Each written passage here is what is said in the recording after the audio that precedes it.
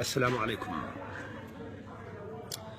اليوم من أن وصلت القائمة مال الوزراء الجدد أنا كنت مقتنع أن اليوم تصير مشكلة، لأن القائمة اللي إجت قائمة مخجلة وتسويف لإرادة الناس وضحك على الذقون، وتضم وزراء يمثلون الأحزاب نفسها. يعني طلع السيد إبراهيم الجعفري من الكتلة مالته، اجى من كتلته فالح الفياض. طلع عادل عبد المهدي من وزارة النفط، اجى من كتلتهم الوزير.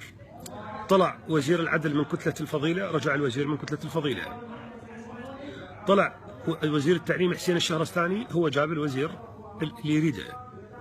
ثم أنطوا وزارة الكهرباء للكرابلة لكتلة الحل، ووزارة التخطيط لصالح المطلق، والأهم أنهم أعطوا وزارة التربية لموظفة أو مستشارة السيد سليم الجبوري، وأحد قادة الحزب الإسلامي. هي زميلة أعرفها من الجمعية الوطنية، وهي من العقائديات في الحزب الإسلامي.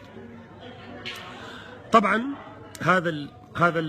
هذه الوزارة هي نتاج، الأخطر إبقاء الوزراء الكرد في مواقعهم، ماكو تغيير. هذا نتاج الاتفاق الذي تم التوقيع عليه البارحة بما سمي باتفاق الشرف، وفي حقيقته هو اتفاق لتقاسم السلطة.